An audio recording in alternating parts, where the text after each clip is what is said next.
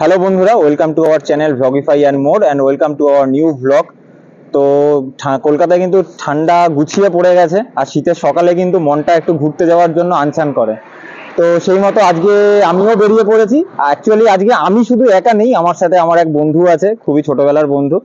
তো ওকে ডাকবো, তোমরা হয়তো অনেকে চেনো ওকে, জয়, আগের অনেক ভিডিওতে হয়তো দেখেছে। তো ওকে নিয়েই আজকে বেরিয়ে পড়েছি। কোথায় যাচ্ছি কলকাতার মধ্যে এক টুকরো লখনৌকে খুঁজতে। লখনৌটা কোথায়, কি বৃত্তান্ত, কিভাবে আসবে, সবই শেয়ার করবো এই ভিডিওতে। আর আশা করি তোমরা সবাই ভালো আছো, আমিও খুব ভালো আছি। ভিডিওটা তোমরা দেখতে থাকো, আশা করি খুবই ভালো লাগবে। তো চলো, পরের কোনো ক্লিপে গিয়ে দেখা হচ্ছে, বা সেই ডেস্টিনেশনে গিয়ে দেখা হচ্ছে তোমাদের সাথে।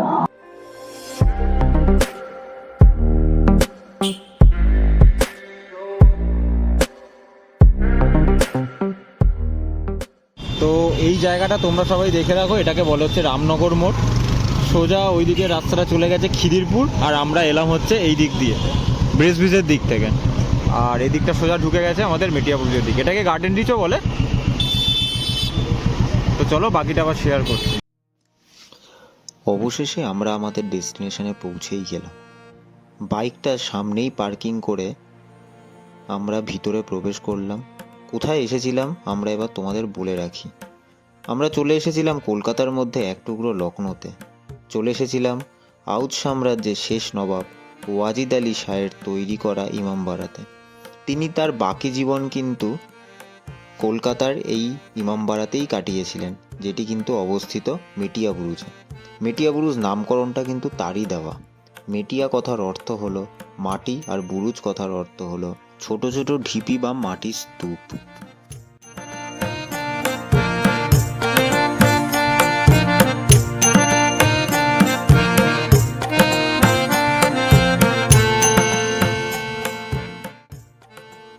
তৎকালীন সময়ে ইংরেজদের দ্বারা নবাব সাহেব লখনৌ থেকে নির্বাসিত হন 1856 সালে, এবং কলকাতার বুকে মেটিয়া বুরুজের মাটিতে পা রাখেন 1856 সালের মে মাসে, এবং বাকি জীবন মেটিয়া বুরুজেই অতিবাহিত করেন।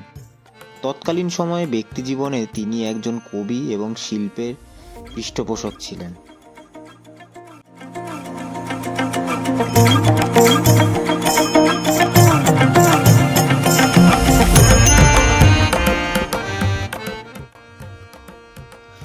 নির্বাসনে আসার সময় তিনি তার সমস্ত বাদ্যযন্ত্র, রান্নার লোকজন ও তার সমস্ত জন্তু জানোয়ার সঙ্গে করে নিয়ে আসেন।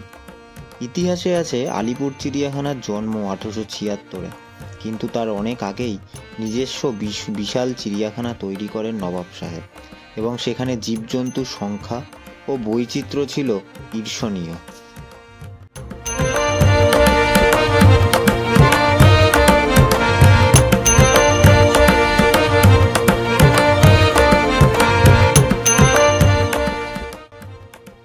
তোমরা আসলে কিন্তু এখানে লক্ষ্য করবে আউধ সাম্রাজ্যের বিভিন্ন রকম তথ্য এবং ইতিহাস খুব সুন্দরভাবে এখানে তুলে ধরা হয়েছে। চলো সেগুলোই তোমাদের সাথে শেয়ার করি, এবং যদি পড়ার ইচ্ছা হয় তোমরা কিন্তু পজ করে দেখতেই পারো।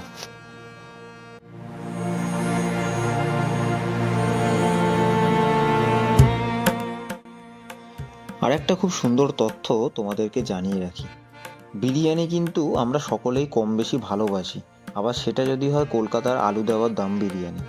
কলকাতার এই দম বিরিয়ানির আলু দেওয়া আবিষ্কর্তা কিন্তু নবাব ওয়াজিদ আলী শাহী।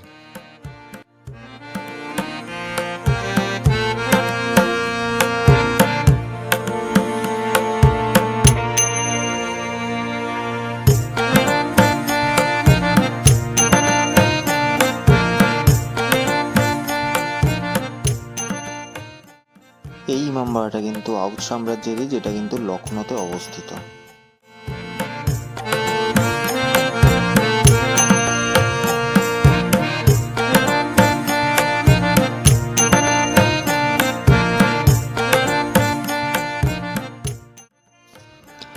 আউধ সাম্রাজ্যের পুরো ফ্যামিলি ট্রিটাও কিন্তু তোমাদের সাথে শেয়ার করে রাখলাম, তোমরা কিন্তু দেখে নিতে পারো।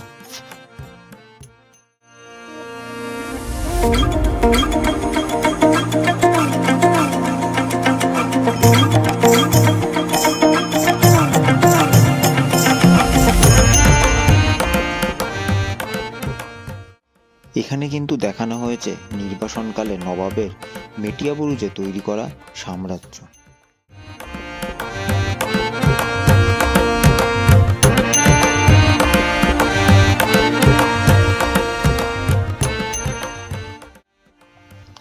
ইনি হচ্ছেন নবাব ওয়াজিদ আলী শাহের স্ত্রী হজরত মহাল।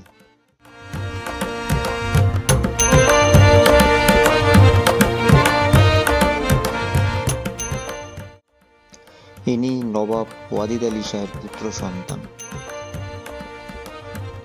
চলো এবার তোমাদের নিয়ে যাই যিনি এই ইমামবাড়াটা দেখাশোনা করছেন দীর্ঘ 12-14 বছর ধরে, এবং তার কাছ থেকেই কিছু তথ্য এই ইমামবাড়া সম্বন্ধে জেনে নেওয়া যাক। চলো ভিতরে এবার যাওয়া যাক।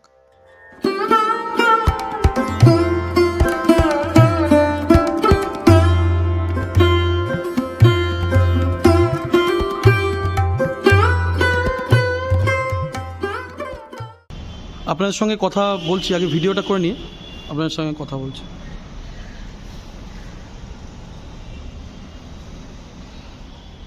আচ্ছা, এটা অত বছরই পুরনো এইগুলো সব যে জবে থেকে?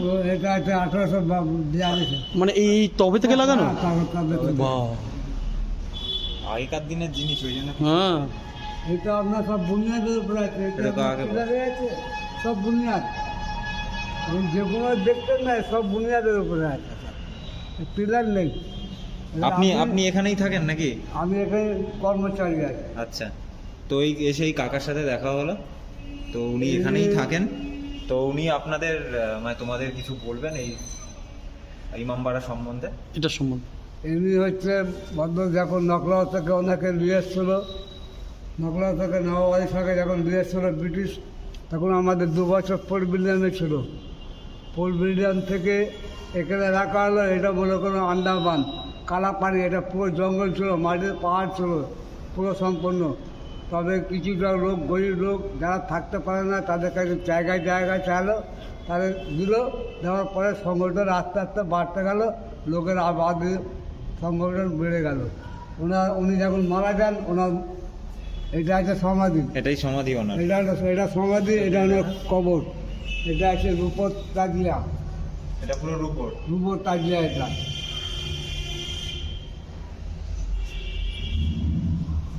এদিকে আসুন। এটা হচ্ছে মহরমের সময় বেরোয়, যেরকম আপনাদের পয়লা বৈশাখ বছর শেষ হয়ে যাবে, পয়লা বছরে 1 তারিখ হয়, এরকম আমাদের চাঁদের হিসেবে মহরমে 1 তারিখে বিজয় হয়। আবার দশমীর দিনে রাখা হয়। দশমী উৎসবে যেরকম আপনাদের, ওইরকম আমাদের এটা দশমী। আর এইটা কাগজটা প্রত্যেক বছরের কাগজটা পাল্টানো হয়, কিন্তু ধাঁচা দাদা ওই থাকে, বুঝেছেন? যেমন কালী পুজো, দাদা লাখের খাবে, সব কাঠের ফাটে সব হয়ে থাকে, মাটির এই সময়তে মানে হয়। বাহ, যেরকম আপনারা ব্রাহ্মণকে পুজোর সময় খুলে দেন, হ্যাঁ। আমাদের এটা মৌলানা বসে এখানে বক্তব্য করে, আর এখানে লোক সংগঠন হয়, এখানে মাতুম হয়, বেন্দুন্দু লাগায়। বাহ, আর এটা খুব সুন্দর, আপনার খুব সুন্দর। চন্দন কাঠের তাজিয়া। চন্দন কাঠ, চন্দন কাঠের তাজিয়া, এটা এখানে থাকে। এটা পুরো চন্দন কাঠের? হ্যাঁ, চন্দন কাঠে, কিন্তু মহরমের সময় বেরোয় না, এখানে থাকে এনে হোক। আর এখানে এনে বসতেন, এখানে বসে ওনার শনিদেব থাকতো, এখানে উনি বিচার করতে বসেন। এখানে বসে উনি বিচার করতেন। এটা আর কি আমাদের সম্রাটের সভা ছিল আর কি, যা বোঝা গেল। এটা আছে আপনার ব্রিটিশ কদরের কবর, ওনার ছেলের কবর। এটা কি ছেলের? ব্রিটিশ কদর, যে ওই চুপি পরে ভদ্রলোক দেখেছেন, নবাব সাহেবের ছেলের কবর। আচ্ছা, ওনার এখানে ছোট কবরটা আছে। আচ্ছা আচ্ছা, এগুলো বিছানার জন্য তত্ত্ববোধ বিছানা দিয়ে দেবে। ওইটা পুরো কবর এটা? হ্যাঁ। আর যেরকম আপনাদের রামায়ণ, আমাদের এটা কোরআন শরীফ 1856 সালে। কোরআন শরীফ 1856 সালের? 1856 সালের কোরআন শরীফ এখনো সেরকমই আছে? সেরকমই আছে। বাহ, কিছুটা খুবই যত্ন করে রাখা হয়েছে এগুলো। খুবই যত্ন আর করে। এটা আছে আপনার আমাদের যে কন্দের রসগোল্লা আছে, তার বাঁ পায়ের ছাপ। এটা আছে কন্দের রসগোল্লা, বাঁ পায়ের ছাপ। বাঁ পায়ের ছাপ। এবার আপনি বলুন দাদা দিল্লি ডান পায়ে, তো আপনাকে দিল্লি জামা মসজিদে যেতে হবে। আচ্ছা, দিল্লি জামা মসজিদ? হ্যাঁ, ওইখানে আচ্ছা। পাবেন দেখতে। এছাড়া ভারতবর্ষের ভেতরে আর কোথাও পাবেন না দেখতে। এখানে বাঁ পায়ের ছাপ আছে, ওখানে ডান পা। ডান পায়ের ছাপ আছে। আর আর এটা আছে আলী আসগারের দোলনা, আমরা ঝুলা বলি, আমরা বাংলার দোলনা বলি। দোলনা। হ্যাঁ দেখুন ছেলে এটা এটা কার বললেন? আলী আসগারের দোলনা। আলী আসগার। আর আলী আসগারের দোলনা আছে এটা। বাহ। এগুলো ঠিক আছে। এদিকে আয়।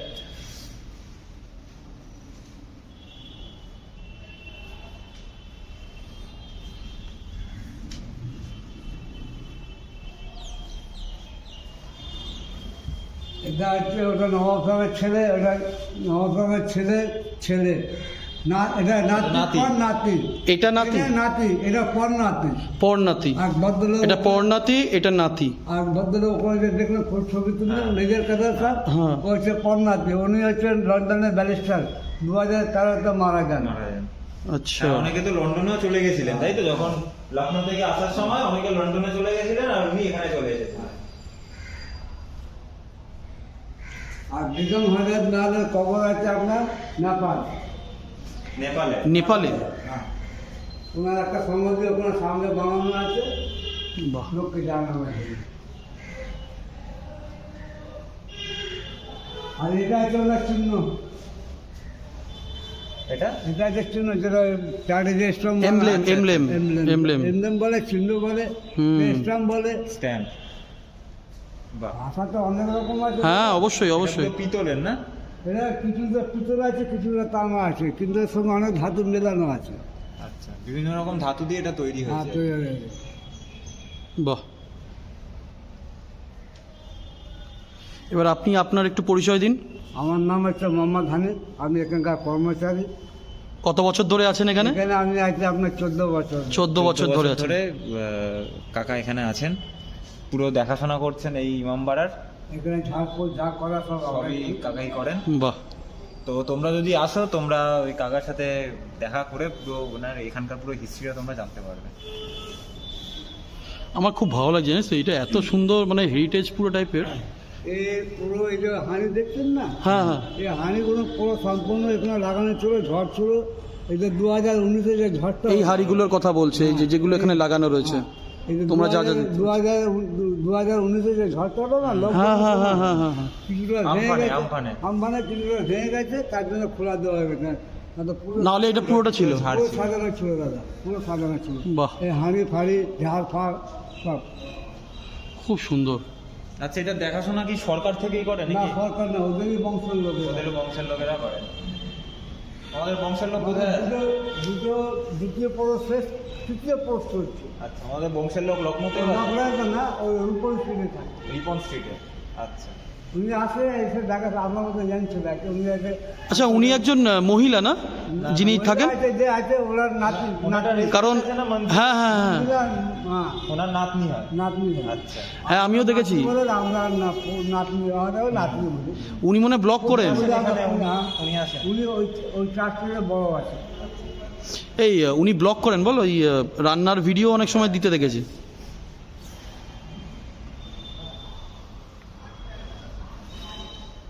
আর যে এখন দেখাশোনা করে তার মতো জ্ঞান আছে, হ্যাঁ। ও আছে হাইকোর্টের উকিল। হাইকোর্টের উকিল। বাহ।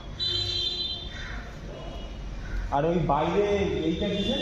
ওইটা হচ্ছে ওই বেগম হজরত মহলের একটা যে সংবিধান আছে, সংবিধান আছে, ওটা লোককে জানাবার জন্য। ওনার তো কবর আপনার না আর করে এই ঘড়ি, ওটা মনে হয় ঘড়ির কাজ করতো। ঘন্টাটা ঘড়ির কাজ করতো। 24 ঘন্টা মারা। 24 ঘন্টা এখনো মারা যায়? হ্যাঁ, এখন মারা 11টা বাজে 11টা, 12টা বাজে 12টা, 1টা বাজে ঘন্টা 1টা। ছাড়া ছাড়া ঘন্টা ছাড়া ছাড়া, ঘন্টা 24 বাজার। ঘন্টা সেদিন হবে। এ তো এখন 1টা বাজে। এখন 1টা বাজে ঘন্টা হবে। তো ওটা ওই তো ও চলে গেছে, মারতে চলে গেছে। তো এখন 1টা বাজে, মানে 1 ঘন্টা ছাড়া ছাড়া ঘন্টাটা মারা হয়। এখন 1টা বাজে, তাই 1টা ঘন্টা মারা হলো। 2টো বাজলে তখন 2টো ঘন্টা মারা হবে।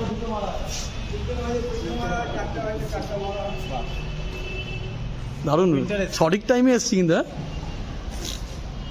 আর এটাতে এই যে আপনি দেখছেন নওয়াজ খানের নাম, এখানে গান বাজনা করতো, নওয়াজ আলী সব বসে করে নাচ বাজনা করতো। গানের সুর কোথায়, সব উপরে? ওপরে। উপরে যাওয়া যাবে না? না, সব লক করা আছে। সব লক করা, মানে এই ছাদটাতেও যাওয়া যাবে? হ্যাঁ, এই ছাদে সব লক করা দাদা। এই সিঁড়ি দিয়ে যাওয়া যাবে? হ্যাঁ, এই সিঁড়িতে ওনার সব লক করা আছে। লক করা। কারণ কী বলতো, সবাই যদি যায় অনেক সময় খারাপ করে দেয়, নোংরা করে দেয়। নোংরা করে দেওয়ার দ্বিতীয় কথা হচ্ছে পুরোনো জিনিস আবার পুরোনো আছে, বাই চান্স বলা যায় না কখন সময় খারাপ হবে, কিছু বলা যায় ক্ষতি হয়ে যেতে পারে। এটা তো একটা হেরিটেজ না, এটা যদি ক্ষতি হয়ে যায়।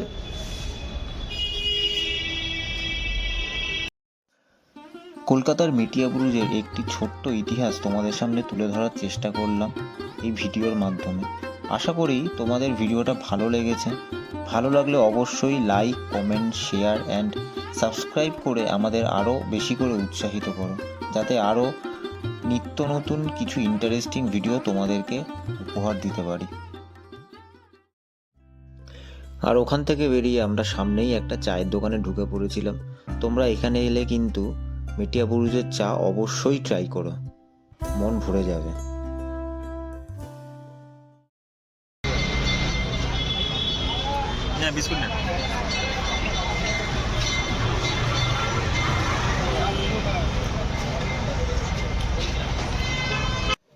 এবার তোমাদের বলে রাখি কিভাবে আসবে। যদি তোমরা ট্রেন যোগে আসতে চাও, সব থেকে কাছের রেল স্টেশন হচ্ছে ব্রেস ব্রিজ, যেটা শিয়ালদা থেকে তোমরা বজবজমুখী যে কোনো ট্রেন ধরে ব্রেস ব্রিজ স্টেশনে নেমে অটো পাওয়া যায়, অটো ধরে তোমরা কিন্তু গার্ডেন রিচ বা মেটিয়াবুরুজে চলে আসতে পারো। আর বাসে যদি আসতে চাও, হাওড়া থেকে হাওড়া মেটিয়াবুরুজ মিনি থাকে, সেটাও তোমরা ধরে মেটিয়াবুরুজে সরাসরি চলে আসতে পারো।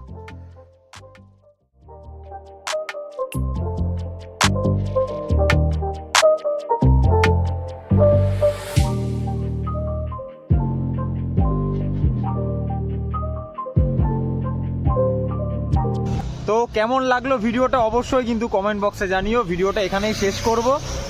আর চাও খেলাম তোমরা দেখতে পেলে, কারণ শীত জমিয়ে পড়ে গেছে। আর তোমরা চাইলে কিন্তু এই শাহী ইমামবাড়ায় কিন্তু একদিনের জন্য একটা ছোট্ট ট্রিপ করতেই পারো, বা কোনো দূর থেকেও যদি তোমাদের কোনো বন্ধু বা রিলেটিভসরা আসে তোমরাও ঘোরাতে নিয়ে আসতে পারো। আশা করি খুবই ভালো লাগবে।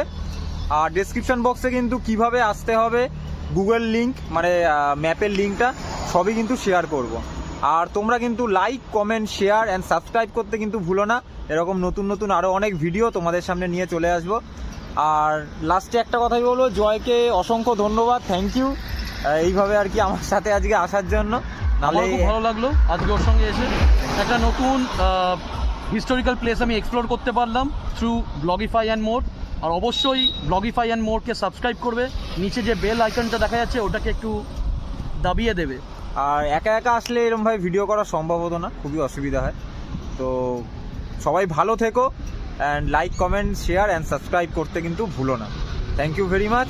আবার নতুন কোনো ভিডিও দেখা হচ্ছে তোমাদের সাথে। ভালো থেকো, থ্যাংক ইউ।